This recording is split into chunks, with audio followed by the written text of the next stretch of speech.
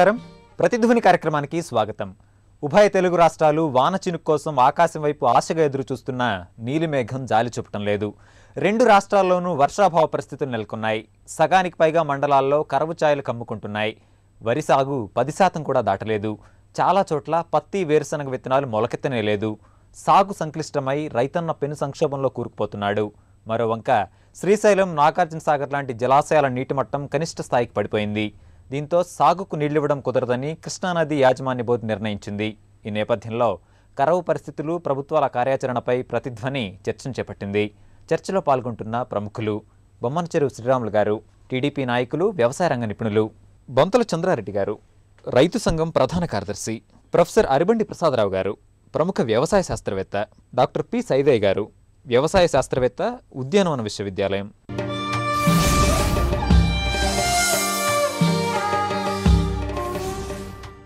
శ్రీరాములు గారు, ఉభయ రాష్ట్రాలను వర్షాభావం వెంటాడుతోంది. ఆంధ్రప్రదేశ్లో ముఖ్యంగా రాయలసీమలో ఉన్నటువంటి క్షేత్రస్థాయి పరిస్థితులు ఏంటి?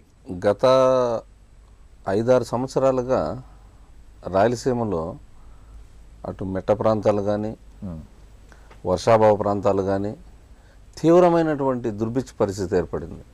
వేరుశనగ పంట లేదు, వరి లేదు. ముఖ్యంగా బడుగు బలహీన వర్గాలు కానీ, పేద రైతులు కానీ, చిన్న కమతాలు ఉన్నటువంటి రైతులు, వీరంతా కూడా వేరుశనగ, రెండో ఆల్టర్నేటివ్ టమాటా, వీటి మీద జీవనం సాగించే కుటుంబాలు కొన్ని లక్షల కుటుంబాలు ఉన్నాయి రాయలసీమలో. ఇటు కర్నూలు కానీ, కడప ప్రాంతం కానీ, చిత్తూరు, పడమటి తాలూకాలు కానీ, అదేవిధంగా అనంతపూర్ అయితే కొన్ని తరాలుగా దాదాపు 100కి 70% వేరుశనగ మీద జీవనం సాగించేటువంటి పల్లెలు ఉన్నాయి. ఈరోజు ఆ పంటలు లేక, వాళ్ళకు ఆదాయం లేక, వర్షం లేక, ఇప్పుడు పంటలకు ఒక పక్క పోతే తాగేదానికి లేవు. ఎలా ఉన్నాయి పంటలు? విత్తులు విత్తారా? లేక విత్తులు మొన్న మొదటి అదేదో తొలకరి చినుకులు అంటామే, అదైతే బ్రహ్మాండంగా పడింది. మొన్న పన్ని తర్వాత ప్రభుత్వం కూడా కొంతవరకు, చాలా వరకు తెలుగుదేశం పార్టీ, తెలుగుదేశం ప్రభుత్వం వచ్చిన తర్వాత రైతులకు 3 గ్రామాలకు ఒక చోట పెట్టి వేరుశనగ విత్తనాలు కానీ, ఎరువులు కానీ ఇబ్బంది లేకుండా చాలా వరకు ఒక 85 to 90% సప్లై చేసింది, సరఫరా చేసింది. ఎందుకంటే మనం వేరుశనగ విత్తనాలు మొట్టమొదటగా వర్షాలు బాగా పడ్డాయి కాబట్టి రైతులు ఇప్పుడైనా వాళ్ళు అంతో ఎంతో పంటలు పండించుకోవాలని చాలా వరకు ఈ మార్కెటింగ్ శాఖను, తర్వాత ఈ సిడిసి సెంట్రల్ బ్యాంకును, వీటన్నిటిని కూడా సమన్వయపరిచి ఇటు అగ్రికల్చర్ వ్యవసాయ శాఖను, ఏడీలను అందరినీ అప్రమత్తం చేసి సరఫరా చేసింది. పాపం విత్తుకున్నారు, విత్తిన తర్వాత మొలకెత్తింది, ఇప్పుడు పూర్తిగా ఎండిపోతుంది. ఎండిపోయింది, ఇంకేమీ లాభం కూడా లేదు వాస్తవంగా తీసుకుంటే. దానికి ఇంకా చంద్రబాబు నాయుడు గారు కొంతవరకు ఇన్పుట్ సబ్సిడీ ఇవ్వటం కానీ అనేటువంటి చర్యలు తీసుకోవాలని ప్రయత్నం జరుగుతుంది. చంద్రారెడ్డి గారు, తెలంగాణలో వర్షాలు ముఖం చాటేశాయి, పంటలు ఎండిపోతున్నాయి. తెలంగాణ జిల్లాలో ఉన్నటువంటి పరిస్థితిని మీరు ఎట్లా విశ్లేషిస్తారు? ప్రధానంగా మెట్ట పైర్లు దాదాపు ఎక్కువ భాగం వాడుబట్టే పరిస్థితికి వచ్చినది. అంటే మాగానే వేయటం మాత్రం వరి పంట అసలు తెలంగాణలో 2వ స్థానంలో ఉన్నటువంటి వరి పంట చాలా లోయెస్ట్కి వచ్చిందనమాట. అంటే 3 లక్షల ఎకరాలు కూడా నిండా నాట్లు పడినటువంటిది. 26 లక్షల ఎకరాలు నాట్లు పడాల్సినటువంటిది 3 లక్షలకు మించలేదు పరిస్థితి. అంటే ఎంత అధ్వానమైన పరిస్థితి అంటే దాదాపు తెలంగాణ ప్రాంతంలో 70% ఇరిగేటెడ్ ఏరియా పంపు సెట్ల ద్వారానే అవుతుంది. 17% ప్రాజెక్టు ద్వారా, 17% మిగతాదే కుంటల ద్వారా, చెర్ల ద్వారా అవుతున్నటువంటిది. అట్లాంటిది గ్రౌండ్ వాటర్ లెవెల్ పడిపోయి, గ్రౌండ్ వాటర్ లేకపోవడం వల్ల ఇలా బావుల కింద సేద్యం అనేది, పంపు సెట్ల కింద సేద్యం అనేది బొత్తిగా పోయినట్టు పరిస్థితి ఏర్పడింది. పశుగ్రాసం కొరత తీవ్రమైనటువంటి పరిస్థితి ఏర్పడింది. పాడి రైతులు చాలా ఆందోళనకరంగా ఉన్నారు. మెట్ట పంటల్లో నేను ఇటీవల కాలంలో మహబూబ్నగర్, రంగారెడ్డి జిల్లా, మెదక్, వరంగల్, ఈ నల్గొండ, ఈ జిల్లాల పాటలో పర్యటన చేసిన వారం 10 రోజుల నుంచి కూడా ఈ జిల్లాలో చూస్తే ఎక్కడ కూడా ఇప్పుడు వర్షం పడ్డా కానీ కూడా పత్తి పంట గత సంవత్సరం సగటున 3 క్వింటాలు దాకా 3-4 క్వింటాల మధ్యన వచ్చింది. ఈ సంవత్సరం అసలు 2 క్వింటాలు వస్తుందా రాదా అనేటువంటి పరిస్థితి. ఇప్పుడు వర్షం పడినప్పటికీ కూడా కొన్ని చేన్లు దాదాపు ఒక కాయ వేసే దశలో ఉన్నది. వయసు పైబడిన తర్వాత నీకు వర్షం పడ్డా కానీ కూడా అసలు ఉత్పత్తి కాని పరిస్థితి ఏర్పడింది. అట్లాంటి స్థితిలో ఉన్నటువంటి పంటల పరిస్థితి ఆ విధంగా ఉన్నది. ఇప్పుడు ఏమైనా వర్షాలు పడితే ఏమైనా కంది కొంచెం ఏమైనా ఉపయోగపడే అవకాశం ఉన్నది, కంది పంట మాత్రమే తప్ప మిగతా పంటల పరిస్థితి మాత్రం ఆందోళనకరంగానే ఉన్నది. వరి పంట దెబ్బతింది, సోయా కూడా కొంత దెబ్బతినే పరిస్థితి ఏర్పడింది. సోయా కూడా వాడుముఖం పడుతున్నది సోయా. ఎందుకంటే ఆదిలాబాదు, నిజామాబాదు, కరీంనగర్, మెదక్, వరంగల్ పార్టు ఈ బెల్ట్లో 5 జిల్లాల పార్టులో సోయా విస్తరణ జరిగింది గతానికంటే. ఎందుకంటే పత్తి పంటను తగ్గించి సోయాను పెంచాలనేటువంటి ఉద్దేశంతో చేసినా కానీ అది ఈ వర్షాభావ పరిస్థితి వల్ల ఆ పరిస్థితి ఏర్పడింది. మీరు చాలా స్పష్టంగా చెప్పారు. ఈరోజు దాదాపు 70% పైగా బోర్ల కింద సాగు చేసేటువంటి పరిస్థితి. మరి ఇవి బోర్ల నుంచి సహకారం రానప్పుడు మరి ప్రాజెక్టుల మీద ఏమన్నా ఆధారపడే పరిస్థితి ఏమైనా కనిపిస్తుందా? శ్రీశైలంలో నీళ్లు లేవు, నాగార్జున సాగర్లో నీళ్లు లేవు. ఇప్పుడు వర్షం పడ్డా కానీ తొందరగా వచ్చే అటువంటి పరిస్థితి లేకుండా పోయినది. ఇప్పుడు పోతే ఒకవేళ వచ్చినప్పటికి కూడా నార్లు పోసుకుంటే ఏవైనా ఇప్పుడు ఈ ప్రాజెక్టు ఏరియాలో కూడా బోర్బావులను వేసిన దగ్గర ఎకరము అట్లా తప్ప పెద్దగా ఎక్కడ కూడా నాటేసిన 100 ఎకరాలకు నాటబడినటువంటి పరిస్థితి లేదు. ఇప్పటికే ఋతువు దాటిపోయినది. ఇప్పుడు వేసిన దాంట్లో కూడా రైతులకు ఇప్పుడు మాగానే వేసిన అనుకోండి తెగులు ఎక్కువ వస్తుంది. తెగులు ఎక్కువ వచ్చి పెంట నష్టం జరుగుతుంది తప్ప ఉత్పత్తి అనుకున్న విధంగా కూడా ఉత్పత్తి ప్రొడక్షన్ రాదు. తక్కువ ప్రొడక్షన్ వస్తుంది, ఖర్చు ఎక్కువ వస్తుంది, తెగులు నష్టం ఎక్కువ వస్తుంది. ఇదొకటి. ఇప్పుడు పత్తి మళ్ళా వర్షం పడ్డా కానీ పెద్దగా వచ్చేటువంటి పరిస్థితి లేదు. ఒకవేళ కంది తప్ప మిగతా ఏ పంటలు కూడా వచ్చేటువంటి మొక్కజొన్న పరిస్థితి కూడా వాడుబట్టినటువంటి పరిస్థితికి వచ్చింది. గ్రౌండ్ వాటర్ లెవెల్ పడిపోయినది, బోర్లు ఒట్టిపోయినాయి, బావుల కింద సేద్యం లేనటువంటి పరిస్థితి ఏర్పడింది. ప్రసాదరావు గారు, కీలకమైనటువంటి పంటలు ఈరోజు ఎండిపోతున్నాయన్నటువంటి ఆందోళన వ్యక్తమవుతుంది. ఒక వ్యవసాయ శాస్త్రవేత్తగా ఈరోజు తెలుగు రాష్ట్రాల్లో ఉన్నటువంటి దుర్భిక్ష స్థితిని మీరు ఎట్లా విశ్లేషిస్తారు? మనకి అదును చూసి పంట అంటారు. మరి ప్రస్తుతం నీరు లేక పంటలు ఎండిపోతున్నటువంటి వైనంపై మీ స్పందన ఏంటి? ఈ పరిస్థితులు పూర్తిగా ఊహించినవేం కాదు. ఇప్పుడు ఏప్రిల్లోనే చెప్పినారు ఎల్నినో ఎఫెక్ట్ ఉండొచ్చు, వర్షపాతం తక్కువ కావచ్చు ఓవరాల్గా అని చెప్పినారు. కాకపోతే తేడా ఎక్కడ వచ్చిందంటే దక్షిణ భారతదేశంలో అంతగా ఎఫెక్ట్ కావచ్చు, నార్త్ ఇండియాలో ఎఫెక్ట్ కావచ్చు అన్నారు. ఇప్పుడు సీన్ రివర్స్ అయిపోయింది. ఇప్పుడు ఇట్టి పరిస్థితుల్లో ప్రత్యామ్నాయాలు ఉన్నవా అంటే ఉన్నాయి, కానీ రైతులు స్వయంగా చేసుకోలేని స్థితి మాత్రం ఉన్నది. ప్రభుత్వము పెద్ద ఎత్తున జోక్యం చేసుకొని రైతులకి సాయం చేయకపోతే రైతులు ఏమీ చేయలేరు. ఈ సంవత్సరం జూలై వర్షాలు ఇంకా చూసినట్లయితే మాస్గా లేదు, కానీ అక్కడక్కడ జడివానలాగా వచ్చినాయి. మెట్ట పైర్లు కొద్దిగా పచ్చగా ఉన్నాయి, కొద్దిగా రికవర్ కావడానికి కూడా కొద్దిగా అవకాశం నేను చూస్తున్నాను. అసలు ఈ సంవత్సరం యొక్క సీజన్ యొక్క క్యారెక్టర్ ఏంటంటే విస్తారంగా వర్షాలు జూలైలో లేకపోయినా ఐసోలేటెడ్గా అక్కడక్కడ జల్లులు వస్తున్నాయి. ఇప్పుడు కూడా నెక్స్ట్ వారం రోజుల్లో కూడా వచ్చే అవకాశాలు ఉన్నాయి. అందుకని మనము ప్రభుత్వము కొంత చొరవ తీసుకొని ముందు చూపుతోటి ఎక్కడెక్కడైతే జల్లులు వస్తాయో రైతులకి ఎకరానికి మెట్టపైర్ల కోసం ఒక 10 కిలోల యూరియా కనుక సరఫరా చేస్తే వెంటనే యుద్ధ ప్రాతిపదిక మీద వాళ్ళు వేస్తే కోల్పోయిన పెరుగుదల గ్రోత్ ఏదైతుందో కొంత పుంజుకోవడానికి అవకాశం ఉంది, అంటే నష్టాన్ని కొంత పూడ్చుకోవడానికి అవకాశం ఉంది. అయితే అంత ఇదే విధంగా ఉందా అంటే అంత నిరాశాజనకంగా లేదు, అంత ఆశాజనకంగా కూడా లేదు. అందుకనే నిపుణులు ఎప్పుడు కూడా ఈ పొలాలకి రైతులు చేలుగూడ దర్శించి సలహాలు ఇవ్వాలి. ఇప్పుడు అది కావాల్సింది. రైతు అవసరమైతే నా దృష్టిలో ఈ ఆగస్టు ఫస్ట్ వీక్లో నిపుణులు అన్నీ ఇప్పుడు ఆల్రెడీ మనకి ఈ కేంద్రాలు ఉన్నాయి, ఏరువాక కేంద్రాలు ఉన్నాయి, ఇంకా కొద్దిగా మంది సైంటిస్టులు కూడా చేసేసి కొద్దిగా విస్తారంగా రైతుల పొలాలు చూసి ఎక్కడెక్కడైతే రికవర్ కావడానికి అవకాశం ఉందో అక్కడ మనము నేను చెప్పిన టెక్నిక్ పనికొస్తుంది, అది చేపించాలి ఒకటి.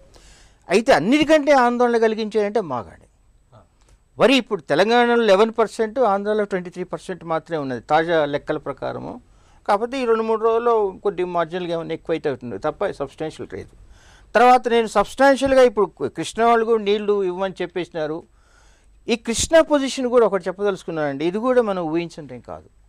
ఆల్మట్టి ప్రాజెక్టు కట్టిన తర్వాత దాని ఎత్తు కూడా ఇవ్వాలన్నప్పుడు మా విశ్వవిద్యాలయంలో మేము అప్పుడు ఎక్సర్సైజ్ చేసినాము. అసలు ఈ పంటల ప్రణాళిక ఖరీఫ్ కొంత మార్చాల్సి వస్తుంది ఈ ప్రాజెక్ట్ కింద. ఏంటంటే మొట్టమొదటి మనము రెయిన్ ఫెడ్ క్రాప్గా వేసి నీళ్ళు ఎప్పుడు ఇస్తే అప్పుడు మనము మెట్టగా మార్చే అవకాశం ఉండాలి, అట్లా ప్రణాళిక తయారు చేయాలని అప్పుడు ఆ రోజుల్లో మేము కొంత ఎక్సర్సైజ్ చేసాం. ఎందుకన్నా కానీ గవర్నమెంట్ ఆ దృష్టిలో పోలేదు. ఇప్పుడు సమస్య ఏంటంటే ఆల్మట్టి నారాయణపూర్ అనేది నౌ రియల్, తర్వాత హైట్ కూడా వస్తుంది. ఇది every year even normal season అయినా కూడా ఈ ప్రాజెక్టులో నీళ్ళు రావడానికి కొద్దిగా ఆలస్యం కావడానికి కూడా అవకాశం ఉంది. మనము కొద్దిగా అట్లీస్ట్ ఒక మధ్యకాలిక ప్రణాళిక ప్రత్యామ్నాయ మాత్రం చేసుకోవాలి. సైదయ్య గారు, ఆంధ్రప్రదేశ్ తెలంగాణ రాష్ట్రాల్లో తీవ్ర దుర్భిక్షం వల్ల ఇటు ఆహార పంటలు అటు వాణిజ్య పంటలు రెండు కూడా ఇబ్బందులు ఎదుర్కొంటున్నాయని చెప్పేసి నిపుణులు చెప్తూ ఉన్నారు. గడిచినటువంటి 2-3 సంవత్సరాలుగా ఇదే పరిస్థితులు పునరావృతం అవుతున్నటువంటి విషయాన్ని మనం చూస్తూ ఉన్నాం. మరి ఈ నేపథ్యంలో రైతుల్లో అవగాహన పెంచడానికి ఏం జరగాలంటారు? 2 తెలుగు రాష్ట్రాల్లో వ్యవసాయ పరిస్థితులు చూస్తే ఇప్పుడు తీవ్ర దుర్భిక్షం ఉంది. అలాగే దేశంలో కూడా చూసుకున్నట్టయితే ఏదో ఒక ప్రాంతంలో దాదాపు 55% అతివృష్టో లేదా అనావృష్టో ఎదురవుతూనే ఉంది. ఇప్పుడు చూసుకుంటే పూర్తిగా దక్షిణ భారతదేశంలో పూర్తిగా అనావృష్టి పరిస్థితులు ఉన్నాయి. ఉత్తర భారతదేశంలో పూర్తిగా ఉత్తరాఖండ్లో వరదలు చూస్తున్నాం, పూర్తిగా అతివృష్టి పరిస్థితులు ఉన్నాయి. సో సాధారణంగా వర్షపాతం వచ్చినప్పటికీ కూడా దేశంలో 15% ఖచ్చితంగా తీవ్ర దుర్భిక్షం, నీటి ఎద్దడి పరిస్థితులు ఎదురవుతున్నాయి. ఇప్పటికి కూడా మనం చేసే పరిశోధనలు ఎట్లా ఉన్నాయంటే వ్యవసాయ శాఖలు కానీ రాష్ట్ర విశ్వవిద్యాలయాలు కానీ ఐసీఆర్ పరిశోధన సంస్థలు కానీ చేసే పరిశోధనలన్నీ కూడా 60-70వ దశకంలో చేసిన పరిశోధనల మీదనే ఇంకా కొనసాగిస్తూ ఉన్నాయి. గత 2-3 దశకాల నుంచి తీవ్ర దుర్భిక్షం వస్తున్న నేపథ్యంలో మనం వాటిని బెట్టని లేకపోతే అతివృష్టిని తట్టుకునే వంగడాలను ఎందుకు డెవలప్ చేయలేకపోతున్నాము? చిన్న దేశాలు నేపాల్, శ్రీలంక, భూటాన్, బర్మా లాంటి దేశాలు మంచి ప్రత్యామ్నాయ ప్రణాళికలతో ముందుంటున్నాయి. ఇంకోటి పెద్ద దేశాలు అంటే పూర్తిగా సాగునీటి అవకాశం ఉన్న దేశాలు, పూర్తిగా వర్షాధార దేశాలతో మనం పోల్చుకున్నట్టయితే బ్రెజిల్ కానీ లేకపోతే అమెరికా కానీ ఆ దేశాల్లో చూసుకున్నట్టయితే పండించే ప్రతి పంటకు కూడా సాగునీటి సదుపాయం కల్పిస్తున్నారు. ఉన్నది కాస్త కూస్త ఉన్న నీటిని సద్వినియోగపరచుకుంటున్నారు, ఆధునిక పరిజ్ఞానం ఉపయోగిస్తున్నారు. ఆఫ్రికా దేశాలు తీసుకున్నాం, అక్కడ వర్షపాతం ఉండదు, కానీ వాళ్ళు ఈ కాటను, వరి అత్యధిక నీటి అవసరం ఉండే పంటలు పండించరు. వాళ్ళు అక్కడ ఉండే వాతావరణం, వర్షపాతం, నేలలు వాటన్నిటిని దృష్టిలో పెట్టుకొని వర్షం ఏ సమయంలో వస్తుంది, సో సకాలంలో వస్తే ఎటువంటి రకాలు వేసుకోవాలి, దానికి విత్తనం సిద్ధంగా ఉందా లేదా, కొద్దిగా వర్షాభావ పరిస్థితులు ఉన్నాయి, 4 రోజులు వర్షాలు లేట్ అయినాయి, అప్పుడు ఎటువంటి పంట వేసుకోవాలి, దానికి విత్తనాలు సిద్ధంగా ఉన్నాయా లేవా, సకాలంలో వర్షాలు వచ్చినాయి, విత్తనాలు వేసిన మధ్యలో డ్రై స్పెల్ వచ్చింది, అట్లాంటప్పుడు ఎటువంటి విత్తనాలు, ఎటువంటి సస్యరక్షణ చర్యలు తగ్గట్టుగా మార్చుకునే పూర్తిగా ఉన్నది. అది మన భారతదేశంలో గత 60వ దశకంలో చేసినటువంటి ప్రయోగాలే ఇంకా పూర్తిగా ఏ పరిశోధన చూసినా వరి ఆధారిత పరిశోధనలే ఉన్నాయి తప్ప మన తెలంగాణ రాష్ట్రంలో చెప్తూనే ఉన్నారు 30-40 సంవత్సరాల నుంచి తీవ్ర దుర్భిక్షం వస్తుందని చెప్పి ఒక్కడు కూడా నీటి ఎద్దడిని తట్టుకునే రకమైన ఇంతవరకు అభివృద్ధి కాలేదు. వీటన్నిటిని అంటే దృష్టిలో ఉంచుకొని ప్రతి రాష్ట్రంలో మన ఈ 2 రాష్ట్రాల్లో తీసుకున్నప్పటికీ కూడా ప్రతి జిల్లాలో పరిశోధన సంస్థలు ఉన్నాయి, నిపుణులు ఉన్నారు. వాళ్ళందరూ క్షేత్రస్థాయిలో వెళ్ళి ఒక ఊరు నుంచి పక్క ఊరికే వాతావరణ పరిస్థితులు మారిపోతున్న రోజుల్లో మండలం ఒక యూనిట్గా తీసుకొని ప్రతి మండలం ఈ పంటల సరళి ఏంటి, ఆ నేలలు ఏంటి, వర్షపాతం, వాటన్నిటిని కూడా నమోదు తీసుకొని పరిగణనలోకి తీసుకొని అక్కడ స్థానిక పరిస్థితులకు సరిపోయే పంటలను అభివృద్ధి చేసే ప్రయత్నం చేసినప్పుడే వీటన్నిటికీ ఒక ఫుల్ స్టాప్ పెట్టగలం. ఆంధ్రప్రదేశ్ విషయాన్ని మీరు ముఖ్యంగా రాయలసీమలో ఉన్నటువంటి పరిస్థితిని చాలా స్పష్టంగా చెప్పారు. రైతులు ఎదుర్కొన్నటువంటి స్థితి, వర్షం రాక విత్తులు ఎండిపోతున్నటువంటి పరిస్థితి ఒకవైపు, రెండో వైపు కృష్ణా జలాలు వచ్చేటటువంటి అవకాశం లేదన్నటువంటి వార్తలు మరోవైపు, 2 రైతులను ఆందోళన కలిగిస్తున్నాయి. మరి ఈ నేపథ్యంలో రైతుకు భరోసా ఉండడానికి ప్రభుత్వం ఎట్లాంటి చర్యలు చేపట్టాలంటారు? తెలుగుదేశం ప్రభుత్వం ఏ మేరకు చర్యలు చేపడుతుందని ఆశించవచ్చు? వెంటనే పంట నష్టము, ఇన్పుట్ సబ్సిడీ ఒకటి, బీమా సౌకర్యం ఒకటి, వీటిని ఈ కేంద్రము రాష్ట్రము అనుసంధానంతోనే జరగాల. ఎందుకంటే లక్షలాది పంటలు ఎకరాల్లో పంట పోయింది. ఒక రాష్ట్ర ప్రభుత్వమే ఇప్పుడు లోటు బడ్జెట్ ఉంది, ఆ ప్రాంతంలో విభజన నేపథ్యము, ఇంకా చెప్పలేనటువంటి కష్టాలు ఉన్నాయి. ఇటు ప్రజలకు ఉన్నాయి, రైతులకు ఉన్నాయి, ప్రభుత్వానికి ఉంది. కాబట్టి కేంద్రము కనుక చేయూతనిచ్చి వ్యవసాయ శాఖ, ఆర్థిక శాఖ వీళ్ళంతా కూడా దృష్టిలో పెట్టి ఈ కరువుకు అంటే సకాలంలోనే వెంటనే ప్రభుత్వము ఒక ప్రత్యామ్నాయ చర్య కోసము తీవ్రంగా కృషి చేస్తూ ఉంది. ఏది ఇన్పుట్ సబ్సిడీ వెంటనే ఇవ్వాలా, క్షేత్రస్థాయి స్థితిని ప్రభుత్వం గుర్తించింది, సర్వే జరుగుతూ ఉంది. ఇటు ఉద్యానవనం కానీ, వ్యవసాయ శాఖ కానీ, రెవెన్యూను కానీ అప్రమత్తం చేసి వాళ్ళందరినీ కూడా సర్వే చేసి లెక్కలు తీస్తున్నారు. తీసిన తరువాత వీటిని సకాలంలో మనం కేంద్ర ప్రభుత్వానికి పంపించాలా, అది కూడా జరుగుతోంది. ఓ పక్క కేంద్రం నుంచి మనం కరువు బృందాన్ని రప్పించాలా. ఇంకా అది ఇంకా మీకు తెలిసిందే, గతంలో కరువుని ఏ విధంగా చంద్రబాబు నాయుడు ఎదుర్కొన్నారు, ఏ విధంగా సహాయం జరిగింది, ఏ విధంగా 5 సంవత్సరాలు తీవ్రమైనటువంటి వర్షపాతం ఉన్నింది 2004కు ముందు. అప్పుడు కూడా కరెంట్ ఏ విధంగా ఇచ్చాడు, తర్వాత ప్రత్యామ్నాయ పంటలు పశుగ్రాసం కానీ, తర్వాత పనికి ఆహార పథకం పెట్టి ప్రజలను ఆదుకునే దాంట్లో అటు వ్యవసాయదారులను, రైతులను, గ్రామీణ ప్రాంతాల్లో ముఖ్యంగా ఉన్నటువంటి కష్టాలన్నింటినీ కూడా మనం ఈ వర్షాభావ పరిస్థితుల కోసం ఎదుర్కొనేదానికి ఎటువంటి చర్యలు తీసుకోవాలో ఇప్పుడు మొదలైనాయి. ఇంక వెంటనే వీటిని దాదాపు ఒక నెల 2 నెలల్లో కూడా మనం చూడబోతాం. ఇప్పుడు రైతులకు ఏం కావాలంటారు? ఏం జరిగితే రైతు వెంటనే పశుగ్రాసానికి గతంలో ఒక మండలానికి ఒక చోట ఒక చోట 2 చోట్ల పశుగ్రాసం సప్లై చేశారు గతంలో చంద్రబాబు నాయుడు అధికారం ఉన్నప్పుడు. ఇప్పుడు కూడా కొంతవరకు జరిగింది మొన్న. ఇప్పుడు ఇంకా పెద్ద ఎత్తున జరిగేదానికి ప్రణాళికలు రచిస్తూ ఉన్నారు. అక్కడనే నీటి తొట్లు కట్టి పశువులకు మేత కానీ పంటలకు మన పశువులకు నీరు కానీ అక్కడ తీసుకుపోయినటువంటి రైతులకు ఒక 10 కిలోలు బియ్యం ఇవ్వటము, అక్కడనే వాళ్ళు వండి పెట్టుకొని పశువులను అక్కడనే ఒక సంతలాగా పెట్టి అక్కడనే గతంలో జరిగినటువంటి దాఖలాలు చూసాం. ఇప్పుడు కూడా ఈ పశువును ఈ మేతను బయట నుంచి తీసుకొచ్చి తరలిస్తూ ఉంది ప్రభుత్వం, కొంతవరకు సప్లై చేస్తూ ఉంది. ఒకటి. రెండోది ఇన్పుట్ సబ్సిడీ ఇచ్చే ప్రయత్నం, వెంటనే వాళ్ళకు నష్టపరిహారము. ఎందుకంటే ఒక పంట మీద ఆధారపడి జీవించేటప్పుడు వాళ్ళకు తినాలన్నా బిడ్డలకు చదివించాలన్నా కనీసం కుటుంబ అవసరాలు, సాంఘిక నేపథ్యము ఇవన్నీ కూడా తీసుకుంటే చాలా ఇబ్బందుల్లో ఉన్నారు రైతులు. వాస్తవంగా తీసుకుంటే పంటలు లేకపోతే ఇంకా వాళ్ళ ఆర్థిక వ్యవస్థ మొత్తం మూలాలే దెబ్బతింటాయి. కాబట్టి కేంద్ర ప్రభుత్వము రాష్ట్ర ప్రభుత్వము 2 ముందుకు వచ్చి ఆదుకోవాలా. రాష్ట్ర ప్రభుత్వం ఆ ప్రయత్నం చేస్తూ ఉంది. చంద్రారెడ్డి గారు, మీరు స్పష్టంగా చెప్పారు ఉన్నటువంటి స్థితిని. బోర్లలో నీరు రాక తీవ్ర ఇబ్బందులు ఎదుర్కొంటున్నటువంటి రైతాంగం ఈరోజు తీవ్ర ఆందోళనలో ఉన్నారు. ముఖ్యంగా కొన్ని జిల్లాల్లో మీరు పేర్కొన్నటువంటి మహబూబ్నగర్, నిజామాబాద్, మెదక్ జిల్లాల్లో పరిస్థితి దయనీయంగా ఉంది అని చెప్పి అంటున్నారు. మరి ఈ నేపథ్యంలో ప్రభుత్వం ఏం చేయాలంటారు? ఇటు వ్యవసాయ శాఖకు ఎలాంటి ఆదేశాలు ఇవ్వాలి? ఏం జరిగితే రైతుకు సాంత్వన ఉంటుంది? ఇప్పుడు ప్రభుత్వము ముందే కేంద్ర వ్యవసాయ శాఖ కూడా ఈ సంవత్సరం ఎల్నినో ప్రభావంతో వర్షాలు తక్కువగా ఉండే అవకాశం ఉన్నది. ఖరీఫ్ ప్రణాళికతో పాటు కాంటింజెన్సీ ప్రణాళిక కూడా సిద్ధం చేసి పెట్టుకోవాలని చెప్పారు. కానీ రాష్ట్ర ప్రభుత్వం ఏమో ఖరీఫ్ ప్రణాళిక సిద్ధం చేసింది, కాంటింజెంట్ ప్రణాళిక సిద్ధం చేయకుండా ఆగిపోయింది. అదొక భాగం. రెండో అంశం ఏంటంటే వస్తున్నటువంటి వర్షం ద్వారా ఎంత వస్తున్నది, ఎంత భూమిలోకి ఎంకుతున్నది, ఎంత అసలు చెర్లు కుంటలలో నిండుతుంది, ఎంత వృధాగా పోతుంది అనేది ప్రభుత్వం దగ్గర లెక్కలు ఉన్నాయి, లెక్కలేవనగా.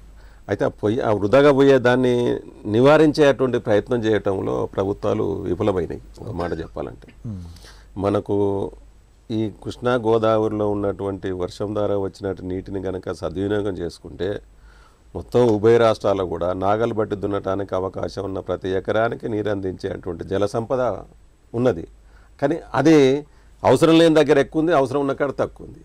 అవసరం లేని దగ్గర నుంచి తీసుకురావాల్సిన పని ప్రభుత్వాలు చేయాలి. వాటి ఒక ప్రణాళిక అనేది లేకపోవడం వలన, ఆ దూరదృష్టి అనేది లేకపోవడం వలన ఈ సమస్య. ఇప్పుడు కూడా ఈ సంవత్సరం జూన్లో పడ్డ వర్షాలకు నీళ్ళు కిందికి వేస్ట్గా పోయినాయి. ఇప్పుడు ఈ 70% అసలు కొన్ని ప్రాజెక్టులు నింపుతాడు. సపోజ్ ఎగ్జాంపుల్ తెలంగాణ చూద్దాం, దేవాదుల నుంచి కూడా చెరువుల కుంటలు నింపడానికి అవకాశం ఉన్నది. ఎస్ఆర్ఎస్పి నుంచి కూడా చెరువుల కుంటలు నింపడానికి అవకాశం ఉన్నది. అట్లాగే శ్రీశైలం నుంచి కూడా నింపడానికి అవకాశం ఉంది. నాగార్జున సాగర్ నుంచి కూడా నింపడానికి, తెలంగాణకు సంబంధించిన విషయంలో కనీసం ఒక 15,000 చెరువులు నింపడానికి అవకాశం ఉంది. వీటిని నింపినట్టయితే కొంచెం గ్రౌండ్ లెవెల్ పెరగడానికి స్కోప్ ఉండేటువంటి పరిస్థితి. ఇప్పుడున్న పరిస్థితుల్లో తక్కువ రోజులకు వచ్చేటువంటి పంటలను ఎంపిక చేసుకొని వాటిని ప్రోత్సహించే పని చేయాలి. పర్టికులర్గా తెలంగాణలో పంప్ సెట్ల కింద ఉన్న కొద్ది గొప్పనే ఉన్నటువంటి దానికి ఏ పంట అయితే ఉపయోగపడుతుందో, అటు పశువులకు మేతకు స్వల్ప వ్యవధి పంటలు వాటి మీదనే దృష్టి కేంద్రీకరణ చేస్తే, ఇప్పుడు వేసే అటువంటి పంటలు ఎందుకు కొరకంటే పశువులను రక్షించడానికి, మనుషులను రక్షించుకోవడం కొరకు, లాభపడడం కొరకు కాదు, ఉన్న పంటను కాపాడుకునే లాభపడడానికి కొరకు కాదు, రక్షించుకోవడానికి కొరకు వేసే అటువంటి దాన్ని ఆలోచన అనే పద్ధతిలో ఉండాలి. ప్రసాదరావు గారు, ఈ వర్షాభావం నేపథ్యంలో నిపుణులంతా కూడా ప్రత్యామ్నాయ పంటల ప్రణాళిక అన్నటువంటి దాన్ని సూచిస్తున్నారు. మరి మీరేమంటారు? ఈరోజు ప్రత్యామ్నాయ పంటల విషయంలో ఎలాంటి ప్రణాళిక అవసరం అంటారు? రాష్ట్ర ప్రభుత్వాలు చేయాల్సినటువంటి పని ఏంటి? మెట్టపైర్లు మాగాణి. ఇప్పుడు మెట్టపైర్లు అయితే ఇందాక చెప్పినట్లు ఎక్కడెక్కడైతే పంటలు కోలుకోగలిగావు, కొద్దిగా జల్లులు కానీ వర్షాలు కనుక వస్తే వచ్చడానికి అవకాశం కూడా ఉంది. మనం అంత నిస్పృహ చెందాల్సిన అవసరం లేదు. వాటి కోసం తక్షణ ప్రణాళిక తయారు చేసి ఆదుకోవాలి రైతుల్ని.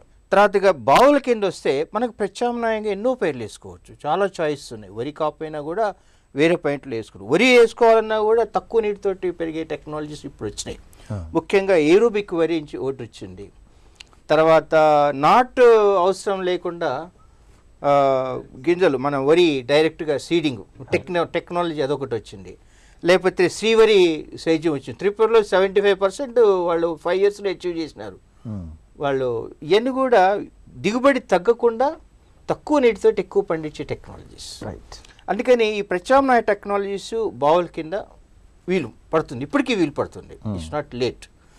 తర్వాత ఈ సాగర్ ప్రాజెక్టు ఏదైతున్నాయో అది కూడా అక్కడ కూడా ప్రత్యామ్నాయంగా చాయిసెస్ ఉన్నాయి. ఇక ఆరుతడి పంటలు కూడా అవకాశం లేదు, మెట్టపైర్లుగా అనుకొని వేయాల్సింది తప్ప ఒకవేళ ప్రాజెక్టులో ఫ్యూచర్లో ఎప్పుడైనా నీళ్ళు ఇస్తే 1-2 తళ్ళు ఇయటానికి మనం ప్లాన్ చేసి ప్రత్యామ్నాయ పైర్లు వేసుకోవచ్చు. సైదయ్య గారు, ఈరోజు వర్షాభావ పరిస్థితులు చివరికి మొత్తంగా ఖరీఫ్ని సంక్షోభ స్థితికి నెట్టేసేటటువంటి ప్రమాదంలో ఉంచాయి అన్న ఆందోళన వ్యక్తమవుతోంది. మరి సంక్షోభం వైపు రైతాంగం వెళ్లకుండా ఉండాలి అంటే ఇప్పటివరకు ఇప్పుడు ఏం జరగాలంటారు? ఒక వ్యవసాయ శాస్త్రవేత్తగా మీరు అటు ప్రభుత్వానికి ఇటు రైతులకు చేసే సూచన ఏంటి? ఖరీఫ్ కాలంలో ప్రధానంగా 3 నెలలు చాలా కీలకం. జూన్, జూలై, ఆగస్టు నెలలు. జూన్ నెలలో సాధారణ వర్షపాతం ఉంటే అన్ని పంటలు కూడా సాధారణంగానే వేసుకోవచ్చు. అప్పుడు ప్రధానంగా ఖరీఫ్ కాలంలో సాగు చేసే వరి కానీ, తర్వాత మిరప కానీ, మిగతా కూరగాయలు కానీ, పత్తి, ఇవన్నీ కూడా దీర్ఘకాలిక పంటలు. 150 నుంచి 155, 160 రోజులు వస్తాయి. సో ఖచ్చితంగా సాధారణ వర్షాలు పడ్డప్పుడు జూన్ మాసం అయి ఉంటే ఈ పంటలు వేసుకున్నారు కూడా. అప్పుడు మనం మామూలు సాధారణ వర్షాలు కాస్త 2% ఎక్కువనే వచ్చినాయి కొన్ని ప్రాంతాల్లో. సో దాంతో వేసుకున్నారు. ఇప్పుడు బిగ్గెస్ట్ థ్రెట్ ఏంటంటే 69% తెలంగాణ ప్రాంతంలో సాగు నమోదైతే దాంట్లో 50% ఓన్లీ కాటను, ప్యాడీ మాత్రమే ఉన్నాయి. అవి దీర్ఘకాలిక పంటలు, ఇంకా దాదాపు 3 నెలలు ఉండాలి. వాటి ఎట్లా కాపాడుకోవాలంటే దానికి కూడా సొల్యూషన్ ఉన్నది. నెంబర్ 1. నెంబర్ 2 ఏంటంటే జూన్ అయిపోయింది, జూలై మాసంలో సరిగ్గా వర్షాలు పడి ఉంటే మధ్యకాలిక పంటలు వేసుకోవచ్చు. వాటికి కూడా సీజన్ అయిపోయింది. ఇప్పుడు ఒక్కటే మన చేతిలో ఉంది ఆగస్టు మాత్రమే. ఆగస్టులో చివరికి మన చేతిలో ఏమున్నదంటే స్వల్పకాలిక పంటలు, షార్ట్ డ్యూరేషన్ క్రాప్స్. అవి కూడా కేవలం మినుము, పెసర, పశుగ్రాసాలు, ఉలవలు, ఇట్లాంటి చిన్న చిన్న శనగ పంటలు. ఏదో ఇక అటు ఇంతకుముందు చంద్రారెడ్డి గారు చెప్పినట్టు అటు పశువులకు మేత దొరికేటట్టు కాస్త కోసం మన పొలం కూడా వేకెంట్గా ఉండకుండా ఉంచుకోవడానికి, అదొకటి. అది నెంబర్ 1 ఏ పంటలు వేసుకోవాలంటే. నెంబర్ 2 ఆల్రెడీ వేసుకున్న పంటలను ఎట్లా కాపాడుకోగలం. సో ఇప్పుడు ప్రపంచం మొత్తం మంచి మేలైన ఇరిగేషన్ టెక్నాలజీస్తో పోతున్నాయి. సో ఇజ్రాయెల్ ప్రపంచం మొత్తానికి ఈరోజు సేద్యంలో పాఠాలు నేర్పుతున్నది ఇజ్రాయెల్. వాళ్ళకు ఉన్నది కేవలం 20% వాటర్ సోర్సెస్తోనే ప్రపంచమే అబ్బురపడే దిగుబడులు సాధిస్తుంది. దాంట్లో ప్రధాన కారణం ఏంటంటే డ్రిప్ అండ్ స్ప్రింక్లర్ ఇరిగేషన్స్, సూక్ష్మ సేద్యపు నీటి అవి వాడుతున్నారు, టెక్నాలజీస్ వాడుతున్నారు. మనకు కూడా చాలా పొటెన్షియల్ ఉన్నది. ఒక తెలంగాణ తీసుకుంటుంటే ఇప్పుడు మొత్తం ఎప్పటి నుంచి టార్గెట్లు, చాలా పెద్ద టార్గెట్లు ఉన్నాయి, కానీ మొత్తం ఇప్పటిదాకా చేసిందంటే 4 లక్షల హెక్టార్లకు మాత్రమే ఇరిగేషన్ సౌకర్యం కల్పిస్తున్నారు. దాంతోపాటు ఇంకా 10 లక్షల హెక్టార్లకు కేవలం తెలంగాణలోనే డ్రిప్ స్ప్రింక్లర్ ఇరిగేషన్ వాడుకునే అవకాశం ఉందంటున్నారు. సో ఇంకోటి, ఈ ఇటీవల అంచనాల ప్రకారం 1 TMC నీళ్లు ఉంటే ఇరిగేషన్ అంటే ఎక్కువ వాటర్ అవసరం ఉన్న పంటలు అయితే 6,000 ఎకరాల్లో పండించుకోగలిగితే, ఇరిగేటెడ్ డ్రై క్రాప్స్ అంటారు, ఆరుతడి పంటలు అయితే 10,000 ఎకరాల్లో పండించుకోవచ్చు. అదే డ్రిప్ స్ప్రింక్లర్ వాడితే 15,000 ఎకరాల్లో 1 TMC వాటర్తో సరిపోతుంది. సో గొప్ప టెక్నాలజీ అది. సో ఉన్న దాంట్లో కాస్త కూస్త నీళ్ళు ఉన్నాయి. మనము ఇంకోటి, జూన్ మాసంలో అత్యధిక వర్షాలు పడ్డాయి, 104, 107 కూడా కొన్ని చోట్ల నమోదైనాయి. దాన్ని పడే మొత్తం వర్షంలో కేవలం 15% మాత్రమే మనం పంటలకు ఉపయోగించుకుంటున్నాం, మిగతా అంతా వృధాగా పోతుంది. సో దాన్ని కాస్త కూస్త సేవ్ చేసుకోగలిగి ఉంటే ఈ రోజు కూడా మనం దాన్ని అదే ఫామ్ పాండ్లో నిల్వ చేసుకోగలిగి ఉంటే ఈ 3 నెలలకు కూడా సరిపోవచ్చు. ఇంకో అధ్యయనం కూడా ఏం చెప్తుందంటే కెనాల్ ద్వారా 1 ఎకరానికి నీటికి ప్రొవైడ్ చేయడానికి 1,25,000 రూపాయలు ఖర్చు అయితే ఫామ్ పాండ్ కేవలం 25,000 రూపాయలు అవుతుంది. సో ఇటువంటి టెక్నాలజీస్ని ప్రభుత్వాలు ప్రోత్సహించాల్సిన అవసరం ఉంది. ఏటా వర్షాభావ పరిస్థితులు రైతు పుట్టుముంచుతున్నాయి. సేద్యం సంక్షోభంలో పడటంతో రైతన్నలకు ఎటూ పాల్పోవటం లేదు. రాష్ట్ర ప్రభుత్వాలు ఇప్పటికైనా యుద్ధ ప్రాతిపదికన ప్రత్యామ్నాయ చర్యలు తీసుకుంటే కానీ రైతాంగానికి ఉపశమనం కలగదని నిపుణులు పేర్కొంటున్నారు. ఇది నేటి ప్రతిధ్వని. నమస్కారం.